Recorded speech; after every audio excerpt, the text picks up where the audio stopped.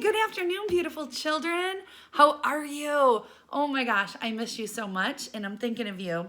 And I'm hoping that you're having a good day so far, and you did something fun, but you also did a little learning too. I'm really excited about today because I'm going to be sharing a book with you, and the book I'm going to share with you is important because we're actually going to do a project based around this book. So hang in there. I'm going to explain everything to you. But first, I want to tell you a little about the character in our story. The main character, and remember, characters are the people or the animals that talk. The main character is a boy, and his name is Stanley. And Stanley has a little problem. You're going to have to wait to find out what that problem is. And that problem causes him to look a little bit different than people in his family. And we're going to have to try and see what happens to him and how he looks different. So, are you ready to meet him? Okay, this is Stanley. And the book is actually called Flat Stanley. I wonder why it's called that. And the author, the person who wrote it, is Jeff Brown. And the illustrator, the person who drew the pictures, is Scott Nash. So Flat Stanley, if you were to make a prediction, what do you think is going to happen to him to make him look a little different? Or how do you think he's going to look different? Because looking different, it's okay. We all look different, right? Some people have blonde hair and brown hair and purple hair. But it's not really how you look that matters. It's what's in your heart, isn't it? And it's how you treat people. And hopefully you're continuing to treat people at your house with kindness, like I know you do, because you're amazing. So, Flat Stanley, we're going to read this, and then I'm going to tell you a little bit about a project we're going to be doing. You're going to be getting some mail home soon. Yeah, I spent this weekend addressing envelopes, and you're going to get your very own. And inside there's some really fun stuff. But before I tell you about that, I think Stanley's waiting for us to read. So are you ready? All right, here we go. Flat Stanley. Let's see what happens to him. Here we go. Hey, come and look! Arthur Lambchop called from the bedroom he shared with his brother Stanley. Mr. and Mrs. Lambchop cared greatly for politeness and correct speech. Hay is for horses, Arthur, not people, said Mrs. Lambchop. But look, said Arthur, pointing. He looks upset. There's his mom and dad. I wonder what's wrong. Oh boy. Across Stanley's bed lay the enormous bulletin board. It had fallen on Stanley during the night. Mr. and Mrs. Lambchop hurried to lift it from the bed, but Stanley wasn't hurt. What's going on here? He said cheerfully, sitting up. Heavens! Cried Mrs. Lambchop. Gosh, said Arthur. Stanley's flat. As a pancake, said Mr. Lambchop. Darndest thing I've ever seen. Mrs. Lambchop sighed and said, Oh, let's all have breakfast. Then we'll hear what Dr. Dan has to say. So Stanley is flat as a pancake. Whoa. In his office, Dr. Dan examined Stanley. How do you feel? He asked.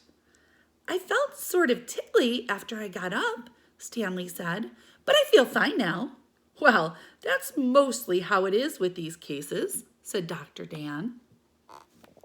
The nurses took Stanley's measurements. He was 4 feet tall, about a foot wide, and only half an inch thick. Oh, my goodness. Being flat could be fun. Stanley enjoyed going in and out of rooms by sliding through the crack at the bottom of the door. Arthur tried too, but he just banged his head. Being flat could be exciting. During the holidays, Stanley was invited to visit his friend Thomas in California. Mr. Lambchop brought home an enormous brown paper envelope and said, Stanley, try this on for size. The envelope fit Stanley perfectly. And the next morning, his parents slid him into it along with an egg salad sandwich and mailed him from the box on the corner. Oh my goodness, they sent Stanley to California in an envelope. That's how thin he was and how flat. Jeez, sounds like he's liking being flat right now. Stanley had a fine time in California. Look at all those things he did. Thomas's family returned him in a beautiful white envelope they had made themselves. They marked it airmail and wrote valuable and this end up on both sides. That is how flat he is, guys. He fits in an envelope.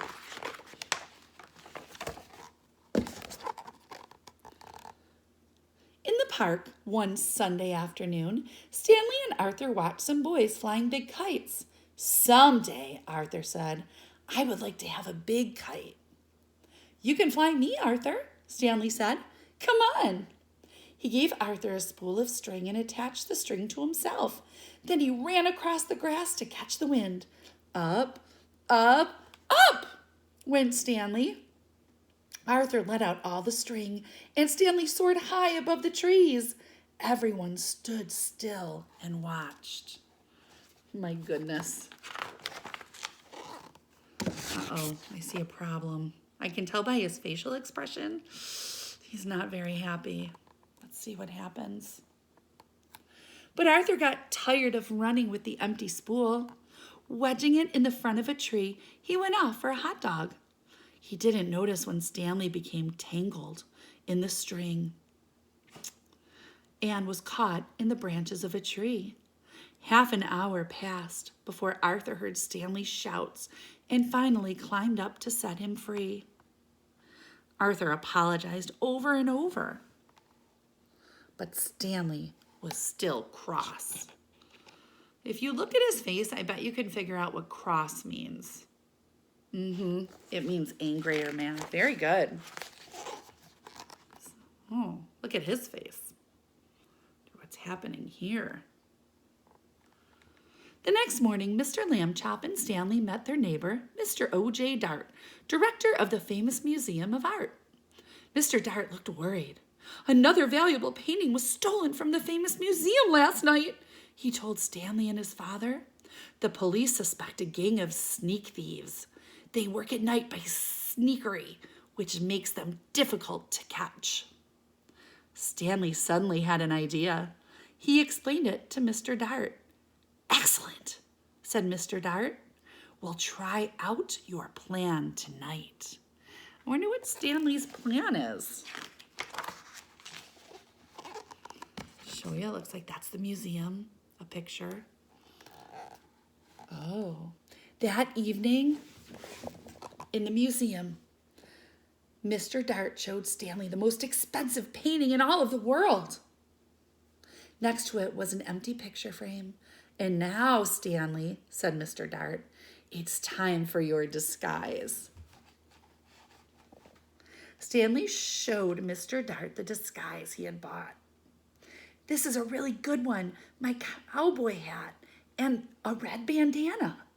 I'm sorry, Mr. Dart said, but we don't have any cowboy pictures here. You must wear the disguise I have chosen. Stanley could hardly speak when he saw what Mr. Dart's disguise was. But I'll look like a girl, he said. But Stanley was a good sport, so he put it on. He's got to dress like a girl. That's okay.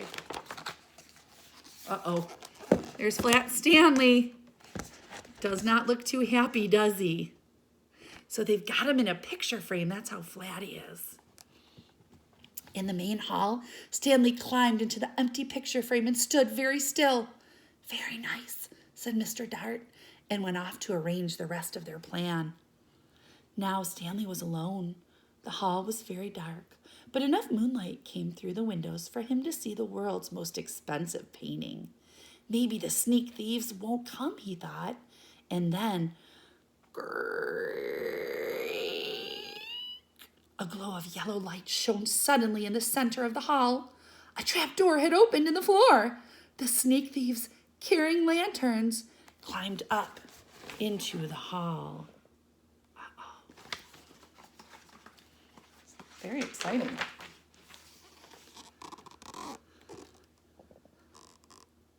The thieves took the world's most expensive painting off of the wall.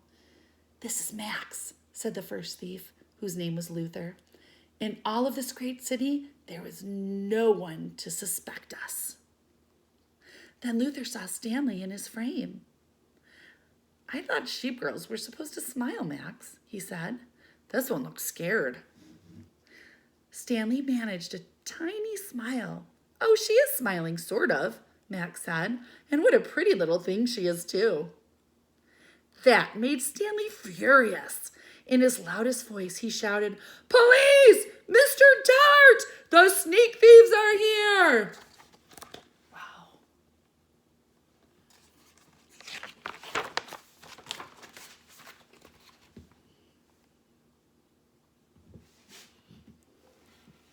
"Max," Luther whispered, "I think I heard the sheep girl yell." "Oh boy, yelling pictures. We both need a rest," Max said.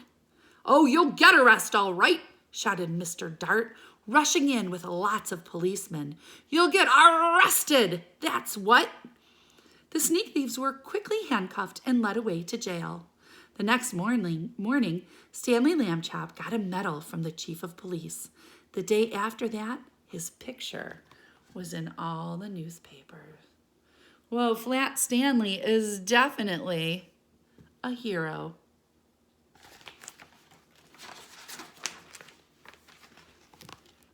For a while, Stanley was famous. People would point him out and whisper, "Over there, Agnes, Stanley Lambchop, the one who caught the museum robbers," and things like that. But then people began to make fun of him. "Hi, Super Skinny," they would call. Oh, geez. All you have to do is look at Flat Stanley's face to know how that makes him feel. I know it's never nice to make fun of anyone. Late one night, Arthur woke to the sound of Stanley crying. "What's wrong?" he asked his brother. "I want to be a regular sheep again, like other people. It's not fair." "You're so brave," Arthur said. "You really, really are." And then Arthur had an idea. He turned on the light and ran to the big toy box in the corner. He tossed aside toy soldiers, airplanes, and boats. "Got it," he said, holding up an old bicycle pump. Wonder what he's going to do with that bicycle pump. I know pumps put air in tires. Let's see, are you getting an idea? "Okay," Stanley said after a moment, "but take it easy." He stood with the end of the hose in his mouth, clamping his lips tightly so no air could escape. Arthur began to pump. "If it hurts or anything, wiggle your hand," he said. Stanley's top half began to swell. Stanley got bigger and bigger. His pajama buttons burst right off. Pop, pop, pop. So he's blowing him up. I think that's how I'm going to look after quarantine, guys. Blown up like that. Soon, he was all rounded out except for his right foot. He shook the foot twice, and it swelled to match the other one. There stood Stanley Lambchop, as if he had never been flat at all. "Oh, thank you, Arthur," Stanley said. "Thank you so much." Mr. and Mrs. Lambchop came in to see what the boys were up to so late at night. "George," said Mrs. Lambchop, "Stanley's round again." "I'm the one who did it," Arthur said. "I blew him up." Mrs. Lambchop made hot chocolate to celebrate, and several toasts were drunk to Arthur for his cleverness. When the little party was over, Mr. and Mrs. Lambchop tucked the brothers back into bed and turned out the light. "Good night," they said. "Good night," said Stanley and Arthur. Very soon, the Lambchops were all fast asleep. The end. What did you think? Did you like that story? I hope so. I did. When I taught third grade, I used to read the chapter book to my class, and it was a fun book. So Stanley ended up having some ups and downs when he was flat, didn't he? He sure did. And you know what? I think we all kind of go through ups and downs, things that make us happy and things that make us sad. But I'm hoping the project that we have in store for you is going to get you up and is going to get you feeling good, because it's a lot of fun. And stay tuned. I'm going to post another video talking about the directions and what we're going to do with our project, okay? Hey, thanks for tuning in. We will talk about Flat Stanley a little bit more, and we're going to talk about our special project as well. Love you guys.